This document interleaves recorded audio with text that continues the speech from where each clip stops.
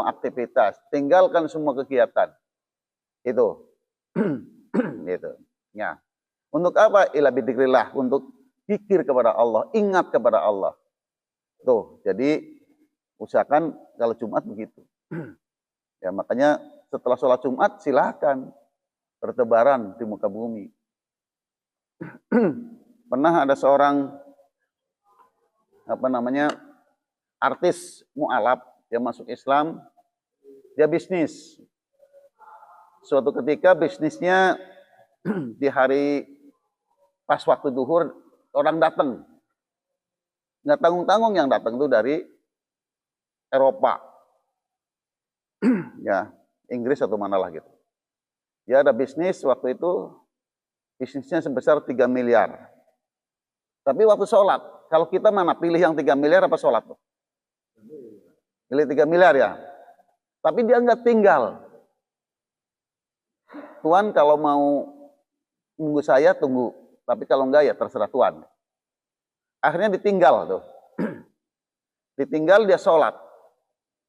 Sholat, setelah selesai sholat pulang. Begitu pulang ada yang datang lagi siangnya. Yang tadinya 3 miliar jadi berapa tuh yang datang? 5 miliar. Tuh. Ya, kadang-kadang begitu. Jadi waktu sebelum sholat itu ada yang datang tawar-tawaran 2 miliar. Dia bilang tinggal dulu Tuan, saya mau sholat dulu. Dia datang ke masjid, balik lagi orangnya udah nggak mau, ya karena bisnis, kalau bisnis itu pengennya cepat-cepat gitu. Kalau oke ya ayo gitu. Tapi enggak, dia hanya berbisnis kepada Allah. Akhirnya dia tinggal, selesai sholat ada yang datang lagi, yang tadinya bisnisnya 3 miliar menjadi 5 miliar. Artinya kalau berbicara untung-untungan ada untungnya. Dengan sholat untung 2 miliar. Kalau berbicara untung-untungan. Tetapi bukan karena itu. Sebetulnya karena cinta kepada Allah Subhanahu wa Ta'ala. Ya. Oke, kita masuk. Larangan sara dalam perdagangan. Berarti larangan hukum Islam dalam perdagangan. Yang pertama, barang yang lezat terlarang diperjualbelikan. Misalnya babi, ya. Misalnya babi. Yang kedua, nggak keluar dari tadi.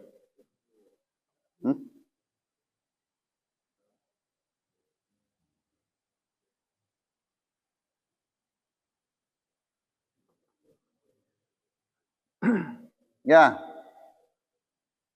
Yang pertama, babi, minuman keras, berhala, ya, atau patung yang untuk disembah. Kalau ada yang ahli bikin patung, dijual untuk disembah, itu haram. Tapi kalau patung dijual untuk hiasan saja nggak apa-apa. Terus, yang selanjutnya adalah anjing.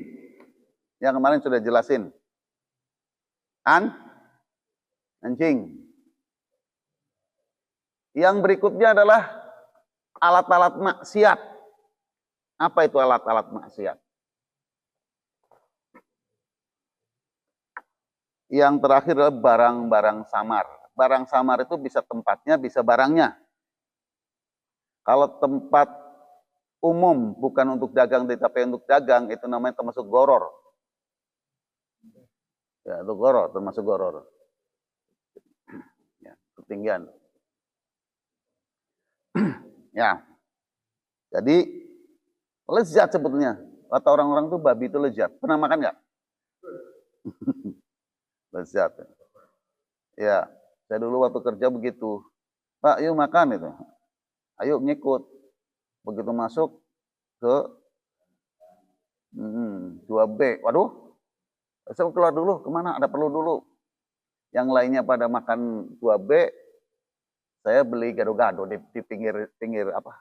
Di depan ruko gitu. Lama balik lagi. Pak udah makan? Udah gitu. Gitu. Ada makanan enak nggak mau? Iya sih, saya lagi nggak suka aja saya gitu. Selanjutnya, Yang kedua, segala usaha atau objek dagang yang terlarang. Segala usaha objek dagang yang terlarang, yaitu usaha pelacuran, pertenungan. Tahu pertenungan? Kalau kalian datang ke orang pintar, orang pintar berarti yang datang ke orang bodoh. Datang ke dukun, nanya kan biasanya pakai ini nih. Nah gitu. Jadi nanti itu dianya termasuk kitnya juga. Dianya itu dapat duit tuh, duitnya haram. Apalagi perjudian. Yang berikutnya pengangkutan barang-barang haram. Kita punya kendaraan untuk mengangkut itu 2B. Ya. Kalau itunya sudah haram ya otomatis haram juga. Terus kita punya mobil sewaan. Tiap hari dipakai khusus untuk ngangkutin yang jualan rempah-rempah gitu. Tahu jualan rempah-rempah? Iya, kalau merem-merem dikasih upah. Itu kita tahu bahwa itu kerjanya itu duitnya diperoleh haram. Itu nggak boleh itu. Yang berikutnya, cara-cara dagang atau jual beli terlarang. Misalnya persaingan sesama muslim. Kalau di sinetron-sinetron kan suka digambarkan ya, di sinetron-sinetron tuh. Digambarkan apa tuh? Jadi yang satu jualan sembako sepi, yang di sono laris gitu. Nanti di sini ngomong jangan beli di sono mah berasnya beras palsu. Nah, itu namanya persaingannya jelek itu. Ya, persaingannya tidak sehat gitu. Atau ada juga di sini terus digambarkan yang satu jualan bakso, yang satu jualan bakso, yang satu laris banget, yang satu nggak ada yang beli. Di sini ngomong lagi tuh, jangan beli di sono itunya pernah lihat nggak itu di tempat masakan airnya dikasih celana dalam. Nah, itu itu. Terus banyak sumpah gitu. Ya banyak sumpah padahal nggak ada yang beli tapi udah sumpah. Tadi aja sudah ditawar sumpah demi Allah tadi sudah nawar padahal nggak ada yang datang. Makanya kata Rasulullah sebaik-baik tempat adalah masjid, sejelek-jelek tempat adalah pasar. Karena di pasar banyak orang bohong. Padahal kita belum ke tempat lain tiba-tiba di situ nawar. Ini berapa nih? 80. Di sana aja tadi cuma 35 kata. 40 ya gitu. Padahal pengen mendapatkan harga 40 dengan cara seperti itu. Terus kata yang jual, orang tadi aja nih ada barusan datang tuh. 45 nggak saya kasih. Udah, kalau begitu akhirnya apa? Dibeli 60. Yang jual bohong, yang beli bohong juga. Itu. Terus penghadangan kafilah. Kalau pedagang kafilah sekarang mungkin nggak ada. Yang ada apa sekarang itu? Kalau kafilah itu kan zaman Rasulullah. Kalau yang sekarang yang ada begal, penghadangan. Jadi orang naik motor kan dihadang tuh sama begal tuh. Atau debt kolektor palsu, mengaku-ngaku debt kolektor. Udah ketahuan motor sudah lunas. Nah kalau yang bawa anak-anak dikasih gitu. Kalau yang bawa sesama orang dewasa ribut gitu. Terus penimbunan barang. Nah, penimbunan barang itu biasanya apa tuh? Ada informasi BBM tanggal 1 Januari mau naik. Nah, ini orang yang jual eceran sekarang beli. Ditumpuk. Tujuannya untuk apa? Dapat untung besar nanti di Januari. Nggak boleh begitu. Sepanjang masih ada yang dijual ya apa adanya aja.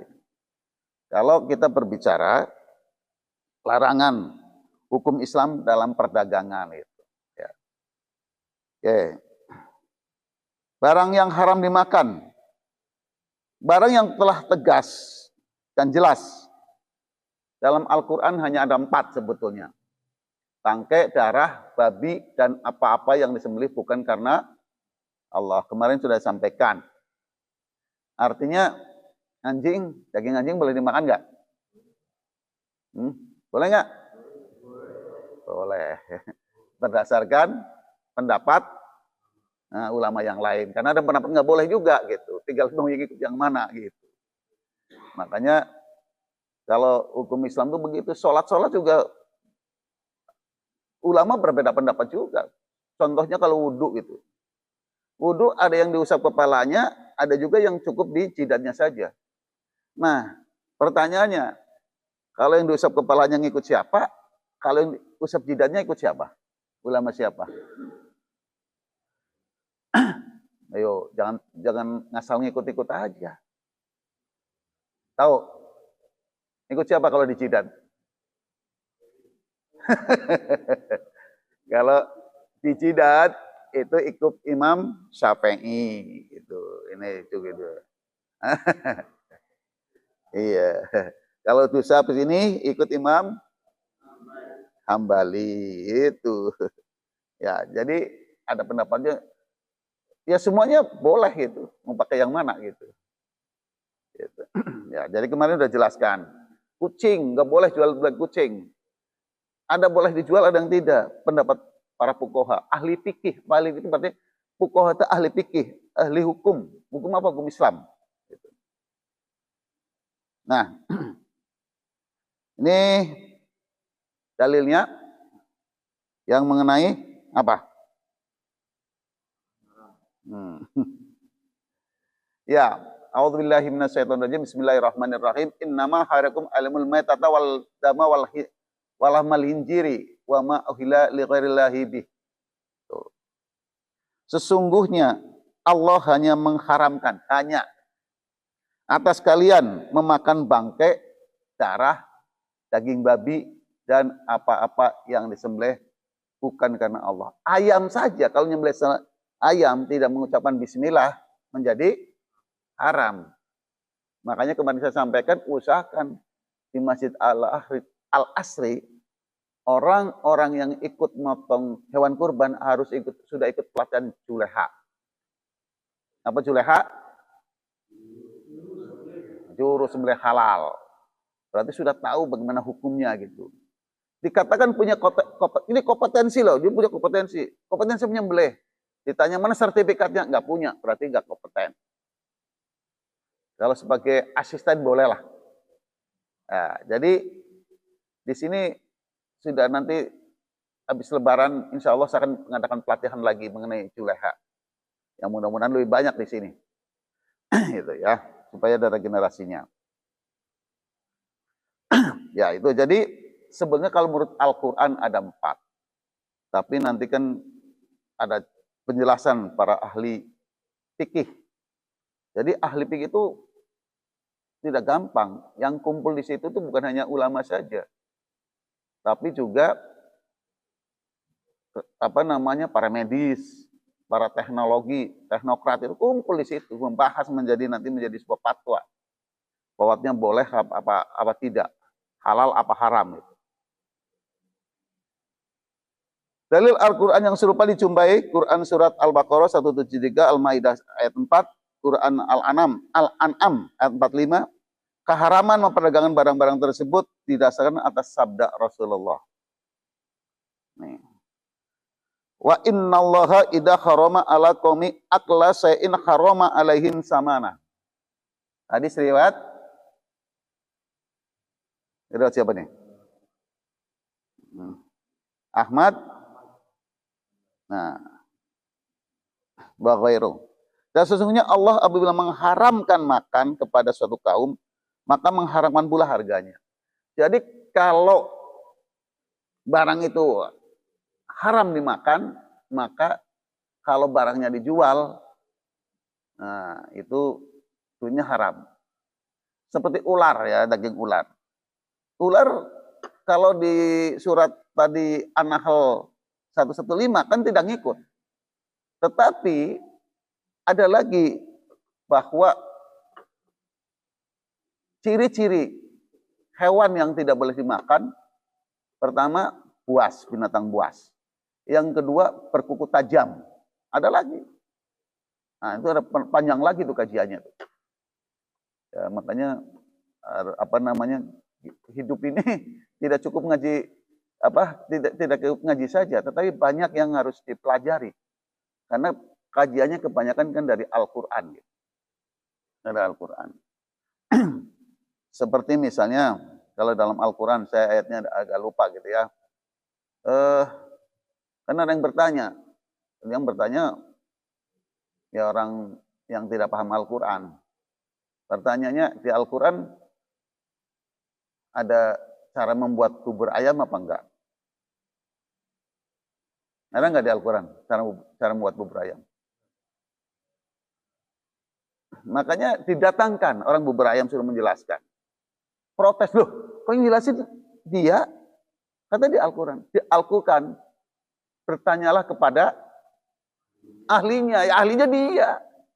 Kan nggak mungkin Al-Quran mau ngejelasin secara detail gitu. Itu. Secara detail. Kan nggak mungkin gitu. Ya, gitu. Jadi kembali ke sini, kalau sesuatu yang haram dimakan maka haram dijual. Tapi nanti ada lagi penjelasannya. Dalam hadis lain dikemukakan nih. Innallaha wa rasulahu harama bai'al khamri wal maitati wal hinjiri wal asnam. Muttafaq alaih. Sesungguhnya Allah dan Rasulullah telah mengharamkan jual beli arak, bangkai dan patung-patung. Kalau tadi nanti ada penjelasan lagi tuh. Beli arak ya, jual beli arak. Arak itu apa? Minum-minuman keras. Jadi pokoknya minuman-minuman yang memabukkan, apapun namanya, itu tetap dilarang dijual belikan. Bangkai, banyak kan orang karena asal mencari uang, biar kelihatan seger, disuntik. Benar nggak? Ayam disuntik jadi dadanya jadi.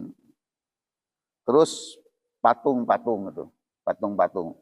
Tapi yang dimaksudkan patung-patung yang dijual untuk sesembahan. Ya, sesembahan. Kita nggak boleh jual patung untuk sesembahan. Abu Juhaifah memberitakan, Inna Rasulullah sallallahu alaihi wasallam naha an samanid dami, rawahul Bukhari. Sesungguhnya Allah melarang harga jual beli darah. Nah, maksudnya apa nih? Jual beli darah. Kan kita kalau butuh darah, beli apa enggak? Beli apa enggak beli? Beli. Nah, maksudnya begini kalau ini. Kalau sebenarnya kemarin udah sampaikan, tapi saya ulang. Kalau ada saudara kita, keluarga kita, kebetulan ke PMI nggak ada darah. Terus diumumin, keluarga saya butuh darah nih. Ada yang darahnya O kan jarang. Oh ada saya. Tolong dah darah saya. Boleh. Tapi membayar berapa? Nah itu yang nggak boleh. Jadi donor darah termasuk sedekah. Kalau niatnya ikhlas. Tapi kalau hubungannya dengan hitung-hitungan, itu yang tidak boleh.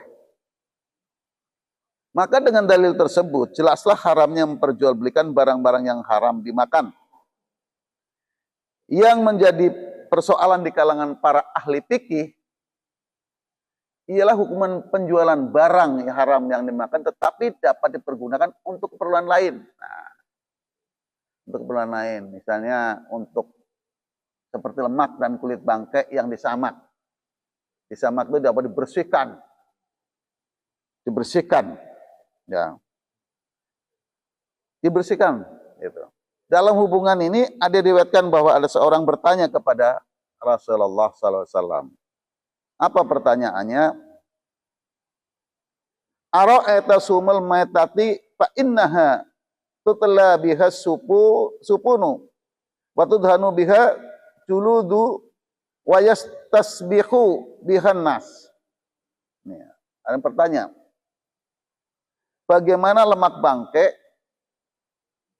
Lemak bangkai karena digunakan untuk melabur perahu-perahu. Tahu melabur ya? Melabur tahu nggak melabur? Ngecat itu. Untuk ngerapetin perahunya. Meminyaki kulit-kulit dan lampu penerangan. Bagaimana tuh untuk lampu penerangan? Nah, itu bertanya. Kira-kira jawabannya gimana tuh Rasulullah? Ada yang bertanya begitu. Boleh apa boleh? Nah, maka Nabi Muhammad SAW menjawab,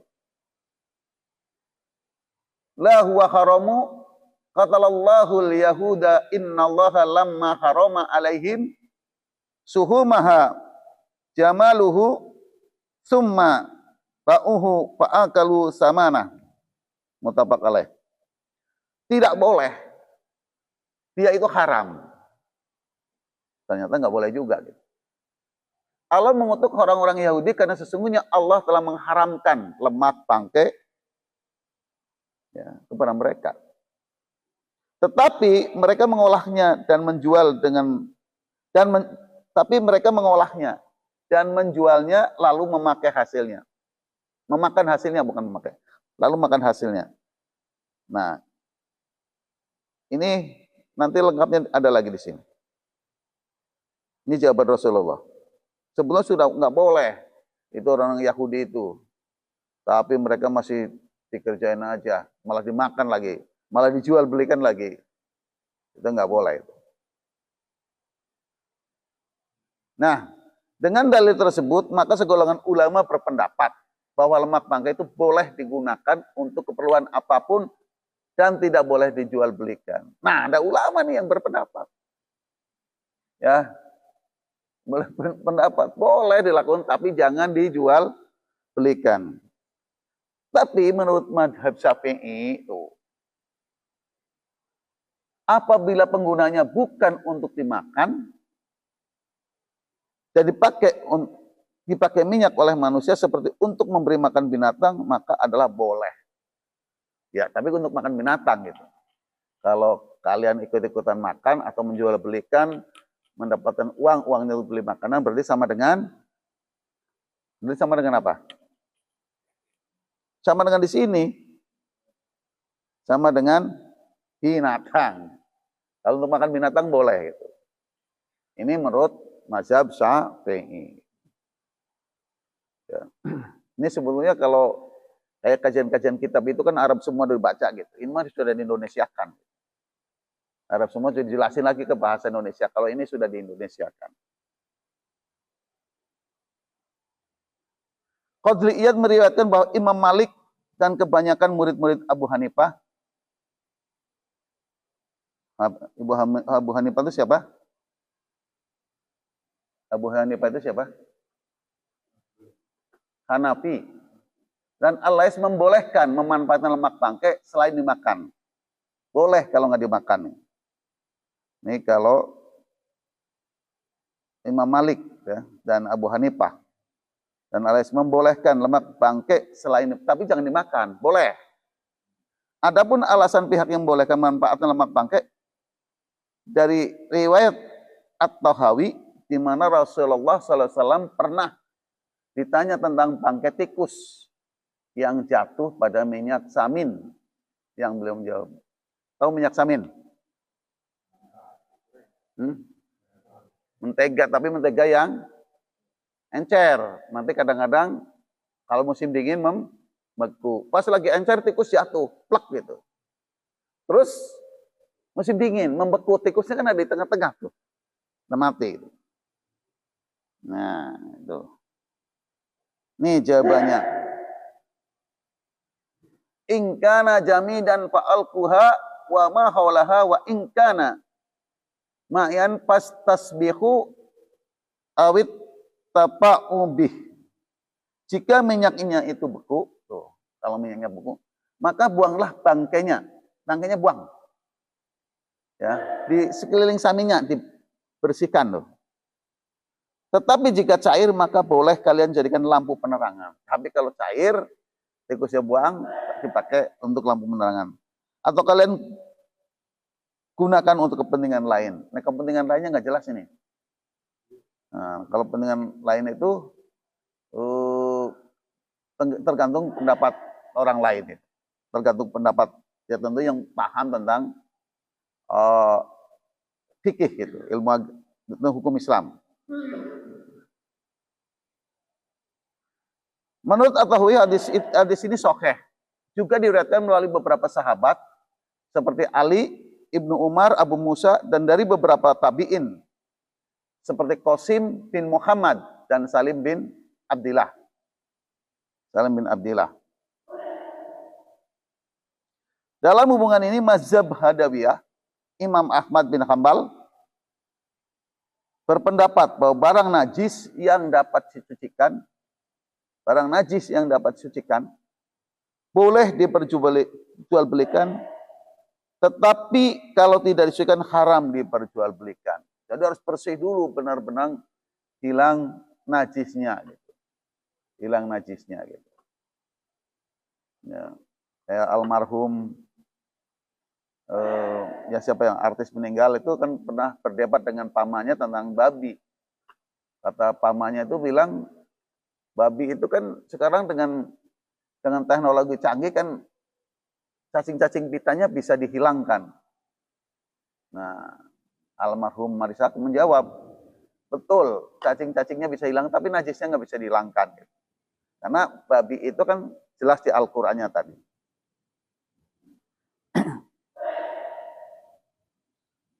Ulama Hanafiyah dan Dhahiriyah menyimpulkan bahwa segala sesuatu yang bermanfaat yang dihalal agama boleh diperjualbelikan. Yang boleh itu adalah yang bermanfaat dan halal. Ya, kalau nggak halal nggak boleh. Selain daripada itu juga dipersoalkan kulit bangkai, kambing ketabrak kereta, 3 hari baru ketahuan, itu namanya menjadi bangkai. Kalau ayam, kambing begitu ketabrak, lagi klojot-klojot, what is klojot-klojot? Apa itu? Ya sekarang tuh langsung dipotong tuh boleh. Tapi kalau sudah nggak bisa bergerak apa-apa, udah masuk bangkai itu. Ya, tapi harus begitu lagi sekarang itu langsung dipotong boleh itu. Kalau nggak menjadi bangkai. Ya, jadi ada yang berpendapat tidak dapat disucikan dan sebagian menyatakan boleh dipakai dengan disamak lebih dahulu. Jadi cuci paling bersih. Pendapat yang kuat ialah menyatakan kebolehan manfaat kulit bangkai dengan jalan disamak karena disandarkan kepada hadis. Ada pendapat lagi nih.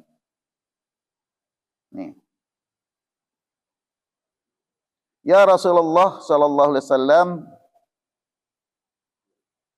bisatin yajrunaha faqala lala law ahadtum ihabaha faqalu mayitatun faqala yutahhiruha yutrahal ma'u wal kharadu. Rasulullah SAW berlalu di hadapan beberapa orang lewat sedang menarik bangkai kambing. Jadi Rasul lewat, ada orang lagi menarik bangkai kambing. Rasul bersabda, mengapa kalian tidak mengambil kulitnya?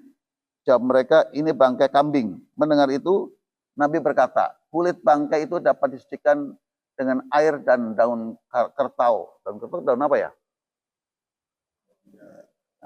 Pokoknya bisa dibersihkan. Ya, mungkin kalau sekarang nggak ada daun kertau, daun apa yang bisa membersihkan dari najisnya, itu boleh. Gitu. Ya, kulitnya yang diambil, jadi bukan dagingnya. Gitu.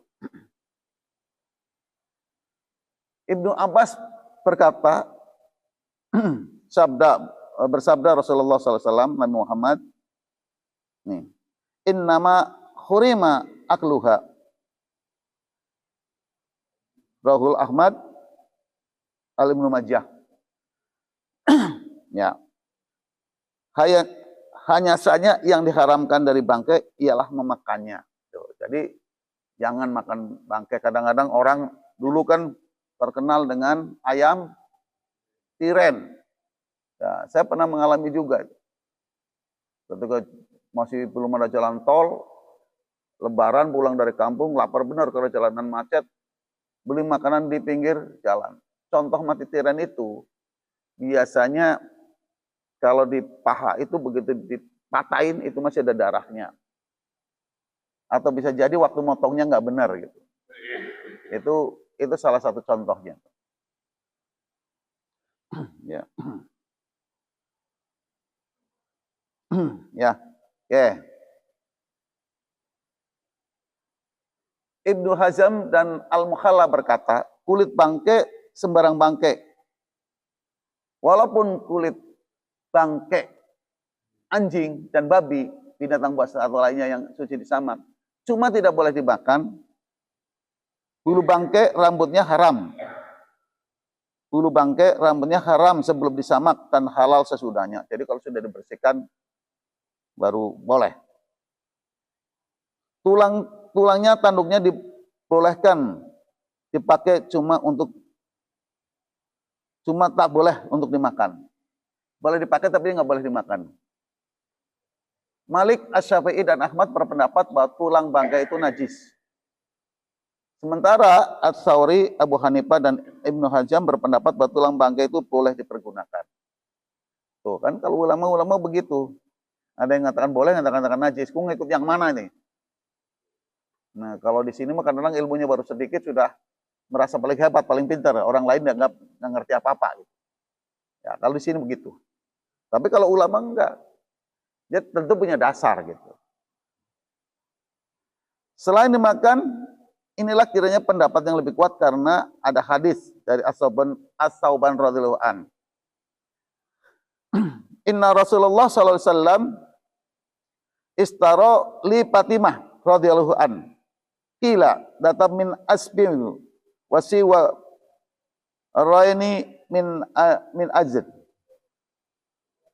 Apa kira-kira nih? Bahwa Rasulnya membeli untuk Fatimah sebuah kalung dari gigi binatang dan 2 gelang dari gading. Ternyata Rasulullah membelikan kalung dari gigi binatang. Nah, kalau kira-kira orang anak-anak sekarang kira-kira gimana tuh kalau dibeliin begitu tuh? Waduh. Terus gelangnya dari gading yang dipotong mungkin dirapikan menjadi gelang. Gitu. Ya. Dari ulasan tersebut dapat disimpulkan nih kesimpulannya. Bahwa bagian-bagian bangkai yang dapat dibersihkan seperti kulit, kuku, tulang, rambut, dan gadingnya dapat dimanfaatkan untuk keperluan selain dari memakannya. Boleh untuk keperluan tapi tidak boleh untuk dimakan. Apabila halal dimanfaatkan, maka halal pula diperjualbelikan. Selama maksud penjualnya tidak pada jalan yang tetap pada jalan yang halal. Selama penjualannya tetap pada jalan yang halal. Nah ini di sini juga mengandung arti selama boleh digunakan, tapi boleh dijual belikan. Selama tetap berada di jalan yang halal. Nah ini adalah perlu kehati-hatian gitu. Jadi kalau masih ada yang lain mah yang lain aja yang dijual. Kecuali sama sekali sudah tidak ada. Dan apabila maksud penjualannya untuk dimakan menjadilah haram. Artinya kalau kita beli duitnya untuk beli beras haram, menjadi haram. Itu.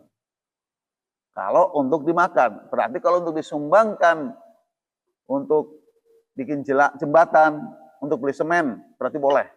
Karena nggak dimakan gitu. Dan apabila maksud penjualnya untuk dimakan menjadilah haram. Kalau untuk dijual duitnya untuk beli makanan itu haram. Dengan demikian larangan Nabi menjual bangkai dapat ditafsirkan bahwa yang dimaksud dengan larangan menjual ialah untuk keperluan dimakan.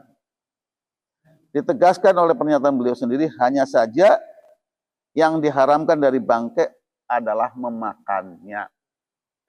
Kalau bagaimana dijual ke peternakan babi, nggak boleh juga. Gitu. Untuk makanan apa? Kasihkan aja lah ke orang untuk makanan apa, anjing atau buaya. Tuh. Nah, selanjutnya masuk kepada minuman keras. Masuk kepada minuman keras. Segala minuman yang memabukkan atau khamr adalah haram di perdagangan. Ya, semua perdagangan nama khamr. Dinyatakan dalam hadis Jabir bin Abdullah bahwa ia mendengar Rasulullah bersabda pada waktu penaklukan kota Mekah. Innallaha harama bai'ah khamr. Muttafaq alaih. Sesungguhnya Allah mengharamkan jual beli khamr. Ini tidak titik di sini. Nanti siapa yang termasuk jual beli khamr itu siapa nanti?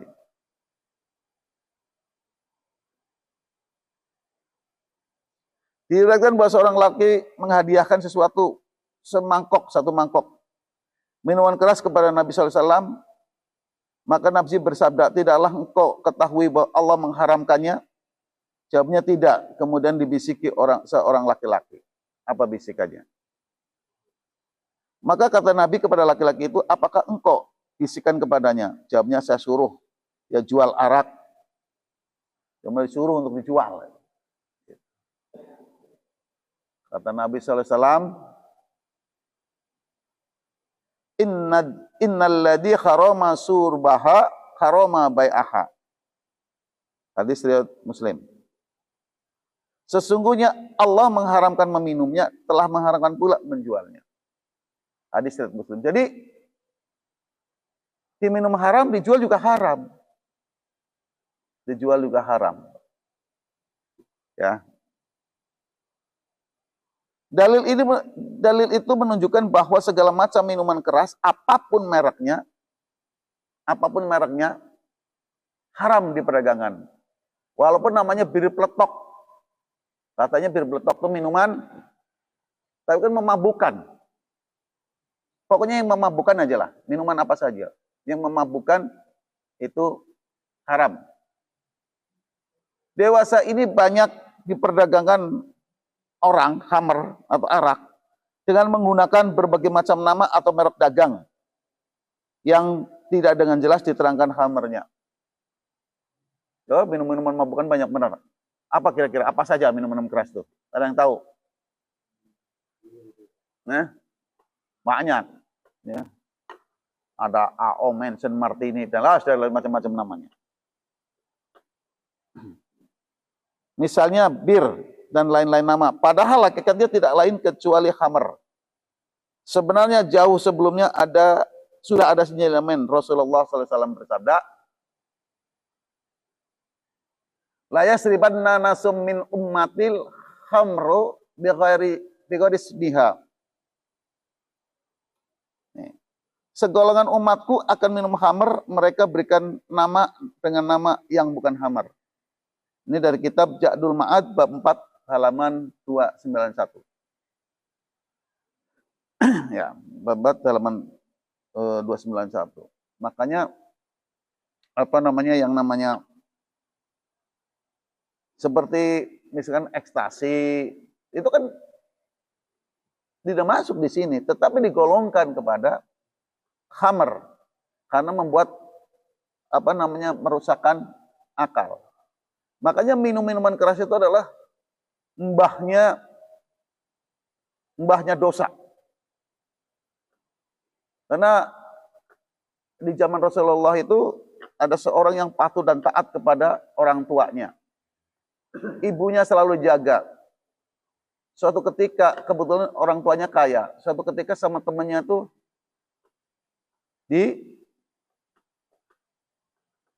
disuruh ngambil barang orang tuanya, dia nggak mau. Tapi begitu dicekokin minuman, bukan saja barangnya diambil, tetapi ibunya saja diperkosa. Ini berarti kan mbahnya dosa, mbahnya penjahat. Karena dengan minuman orang bisa melakukan apa saja untuk berbuat jahat. Itu jahat. Minuman keras itu sebenarnya jelas dengan esensi alkohol yang sifatnya memabukkan. Sebagaimana dirumuskan oleh fuqaha, innal khamra ma haramal akal. Sesungguhnya khamar itu menutupi akal, merusak akal. Ya, akan merusak akal.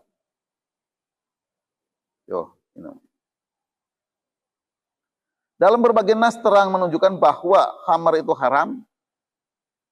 Banyak atau sedikit, sedikit, itu haram. Selain keharaman memperjualbelikan khamar, maka segala bahan atau biang yang diketahui akan dibuat khamar oleh pembelinya, maka itu juga dilarang menjualnya. Misalnya nira. Nira itu kan sebetulnya bagus, tapi kalau dibikin untuk memabukkan, itu jadi nggak boleh. Ragi kalau untuk dibikin tape nggak apa-apa, tapi kalau dibikin yang untuk memabukkan, sari buah, ya, yang dibikin untuk memabukkan, bahan-bahan lainnya yang jelas-jelas oleh pihak pembeli akan dibuat deh. Nih, jadi kita nggak boleh lah yang membuat perbuatan yang tergolong dosa. Nih si wala ta'awanu 'alal birri al ismi wal udwan. Dan janganlah kalian tolong menolong dalam dosa dan permusuhan. Nah, ini nggak boleh yang tujuannya untuk menolong tapi tolongannya adalah perbuatan dosa. Dalam hadis riwayat oleh Anas radhiyallahu an, nih, ini banyak benar ya. Siapa yang dilaknat oleh Rasulullah?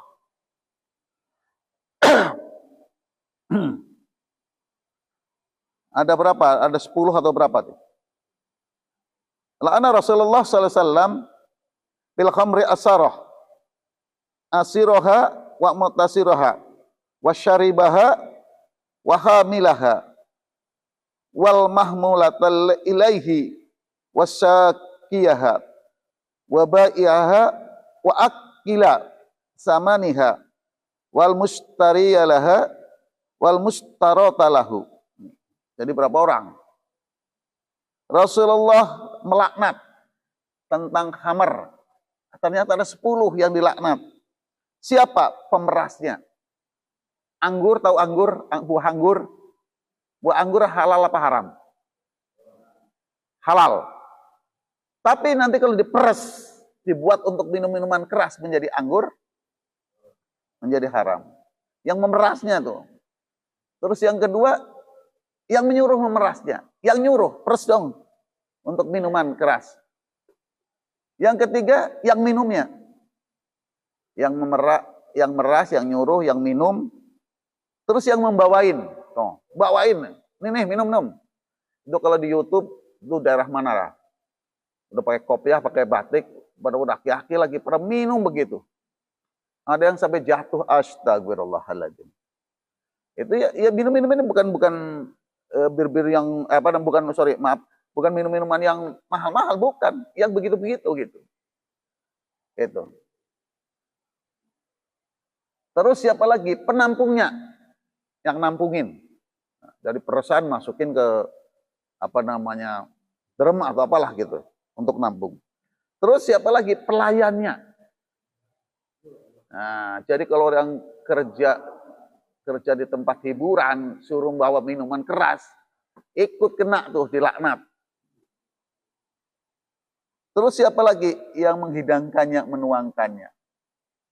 Apalagi dia yang bawa, dia yang menuangkan, berarti dapat 2 laknatannya. Siapa lagi? Yang jualan. Yang menjualnya. Terus siapa lagi? Yang memakan harganya, dapat duitnya dipakai. Terus pembelinya, yang beli. Yang disuruh. Ya, disuruh. Nah, suruh belikan minum. Tuh, ada 10 orang yang dilaknat oleh Rasulullah terhadap minum-minuman keras. Ya, mudah-mudahan kita terhindar dari itu semua. Ya.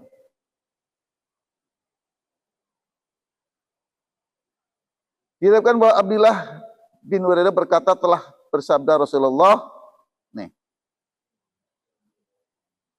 ya tadi yang berbicara itu. Ini ada hadisnya. Barang siapa yang membiarkan anggurnya pada masa petik untuk dia jual kepada orang yang menjadikan arak. Nah, itu punya kebun anggur banyak. Ada yang ngeborong untuk apa? Ya sudah, nggak mau tahu. Yang penting saya borong. Nah, kalau yang begitu-begitu meragukan. Itu nggak boleh. Kalau Bapak tidak jelas, nah, saya nggak mau. Itu. Maka sungguhnya dia menempuh api neraka dengan sengaja tuh. Hadis Tabrani diambil dari kitab Awsat dengan isnad yang baik. Yang hasan, jadi isnadnya hasan. Keharaman menjual sari buah kepada orang yang akan menjadikannya khamr tidak diperselisihkan lagi oleh para fuqaha. Jadi para ilmu fikih sependapat. Kalau yang tadi seperti buah anggur atau kalau dijadikan minum-minuman yang memabukkan, itu semua mengatakan dilaknat atau semua mengatakan haram. Ya, ini minuman. Nah, yang selanjutnya alat-alat maksiat. Apa itu alat-alat maksiat? Segala barang yang dijadikan untuk maksiat haram diperjualbelikan, seperti patung dan untuk berhala. Memperdagangkan barang tersebut berarti ikut serta memperluas perbuatan syirik dan merupakan dosa besar di sisi Allah. Nah, barang haram itu, barang alat maksiat itu bukan hanya saja menjual beli dengan patung. Kalau Bapak Ibu jualan gaple, gaplenya dibeli untuk main judi, termasuk menjual alat maksiat. Kalau Bapak Ibu jualan remi, dibeli untuk main judi, reminya sama juga menjual alat maksiat. Makanya sebaiknya yang begitu-begitu nggak usah dijual. Walaupun ada yang untuk main-main saja, tapi ujung-ujungnya biasanya untuk main judi gitu. Nah ini, Innallaha harama bai'al khamri wal maitati wal hinjiri wal asnam. Sesungguhnya Allah mengharamkan, kembali ke sini. Sesungguhnya Allah mengharamkan penjualan khamr, bangke, babi dan patung-patung. Bertolak dari prinsip ini, maka barang apa saja yang dijadikan alat syirik menjadi haram diperjualbelikan, apa saja. Karena benda-benda tersebut wajib disingkirkan, digolongkan sebagai barang yang membawa kepada maksiat ialah cemara. Berhubungan dengan, pernah lihat cemara? Tahu cemara? Ada ibu-ibu nggak ya? Cemara. Tahu cemara? Bapak tahu cemara? Cemara itu zaman dulu itu, kalau zaman dulu tuh sambungan rambutnya panjang. Disambung untuk bikin sanggul. Ya, itu namanya cemara. Cemara. Nah, ini dilaknat juga. Siapa yang laknat? Yaitu Allah. La'anallahul wasilata wal mustawsilah. Rahul Bukhari. Allah melaknat perempuan yang memakai cemara dan perempuan yang minta dipakaikan cemaranya. Nah, cemara. Konde beda. Kalau konde beli konde yang langsung dipakai, dipasang nggak apa-apa. Tapi kalau disambung dengan rambut sambungan, nah itu yang nggak boleh. Nah, sekarang itu kan cemara hampir jarang dipakai. Ya, karena sudah ada yang main pakai saja. Ya, yang sekarang itu yang itu. Apa gantinya itu adalah alis. Ini apa namanya? Bulu mata. Itu nggak boleh. Nah, bulu mata nggak boleh. Alis dipotong, dikerok bersih. Nah, terus dipasangin alis lagi pakai spidol apa? Pakai spidol, begitu kondangan kehujanan, bleber semua. Nggak boleh itu juga sekarang. Kalau cemara itu kan zaman dulu, kalau sekarang kan nggak ada cemara, yang ada itu bulu mata. Ya, memperdagangkan barang-barang alat dan sarana maksiat adalah berarti mempersubur dosa dan maksiat. Itu ya, jadi nggak boleh jualan cemara. Cemara sekarang nggak ada. Yang ada itu bulu mata. Kalau udah ketahuan bulu mata sudah ada. Ngapa dipanjang-panjangin? Nah, itu yang saya sampaikan. Barangkali mau ada yang didiskusikan, ditanyakan, kami persilakan.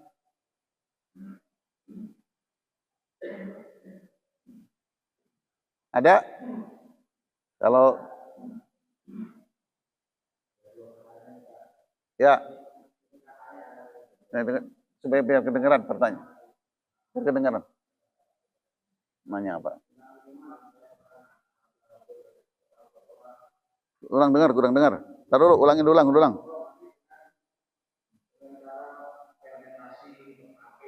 Ya.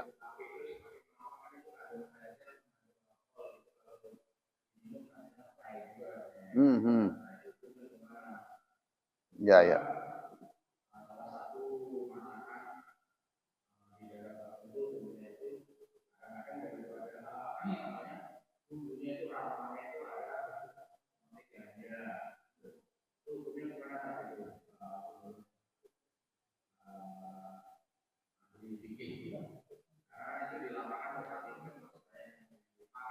Ya. Oke. Ya. Ambil lagi. Ya, pertanyaan luar biasa, bagus sekali. Tadi sebenarnya sudah dijelaskan ya. Seperti nira, ragi, terus apa lagi itu tuh. Kalau dibuat menjadi minuman yang memabukkan, itu haram. Tapi kalau ragi hanya dibikin tape kan tidak memabukkan. Tapi kalau berlebihan dibuat sebuah minuman, iya, jadi itu difermentasi dulu, terus dijadikan sebuah minuman. Minuman itu membuat memabukkan, itu menjadi haram.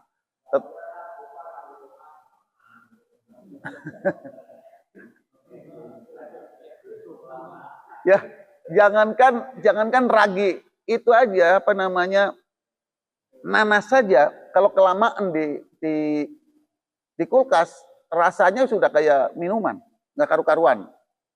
Ya, kalau itu memabukkan, menjadi haram. Ya, seperti nira itu kan sebetulnya bisa dibikin untuk gula. Ya, gula aren itu. Tapi kalau difermentasi, dijadikan sebuah minuman, itu menjadi haram. Tadi sudah ada sebetulnya di sini. Begitu Pak, tulis. Terus saya juga sih hanya mendengar saja, tapi saya belum pernah lihat langsung. Benar nggak sih kalau saya pernah bertanya kepada orang yang jualan itu, saya tanya benar nggak sih kalau jualan nasi ada daun gajahnya? Siapa Pak bilang Pak? Itu. Ya itu sih dengar-dengar aja gitu. Nah ini kan sampai sekarang, tapi kalau itu dilakukan, benar dilakukan, ya haram. Karena ganja itu kan termasuk yang diharamkan. Ya, diharamkan. Walaupun secara letterlock di hadis tidak disebutkan, tetapi secara hukum undang-undang konvensional itu masuk. Ya.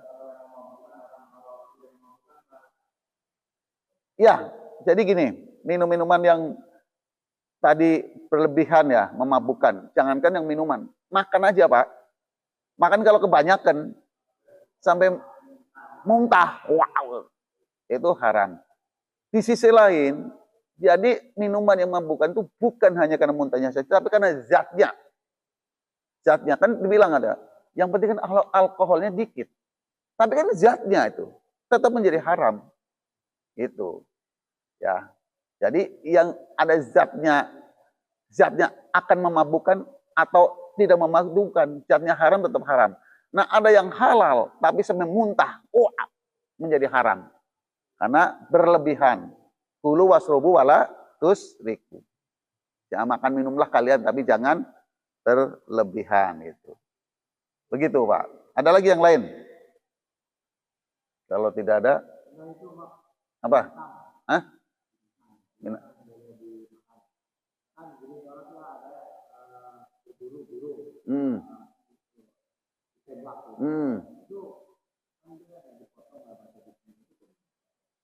Ya, itu sama juga. Ya, ini juga bagus juga pertanyaannya. Sama juga seperti kambing. Ketika kambing ketabrak mobil atau kereta begitu lagi sekarat segera dipotong, atau ayam itu segera dipotong. Tapi kalau nggak dipotong, ditunggu sampai dia mati dengan sendirinya, berubah menjadi bangkai. Begitu dia burung begitu ditembak jatuh, kan tidak langsung mati juga. Begitu lagi sekarat langsung dipotong. Tapi kalau dibawa pulang ke rumah menjadi bangkai, itu tetap harus dipotong, itu tetap harus dipotong. Ya.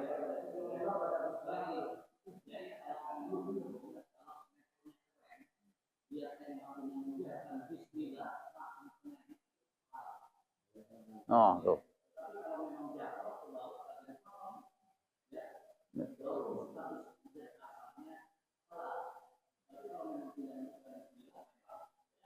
Jadi bangkai. Makanya kemarin ada lagi kasus yang itu, yang sapi ditembak kepalanya. Pernah dengar nggak? Ya, saya bertanya, saya juga nanya ke Majelis Ulama gitu ya di Tangsel. Begitu ditembak kan itu belum mati. Dan itu kan sebetulnya untuk membuat pusing. Tapi dengan dipotong mengucapkan bismillah maka menjadi halal.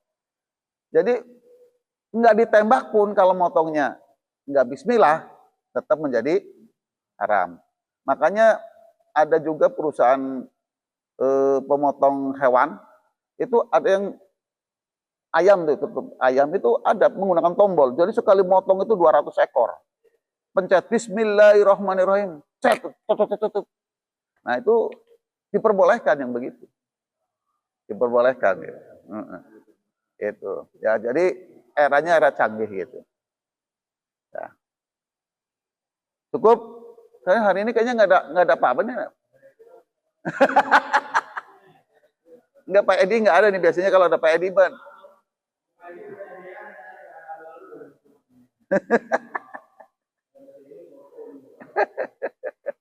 Aduh, biasanya Pak Haji Darto nih. Pak Haji Darto mana Pak Haji Darto? Nomor-nomornya ngantuk Pak ini.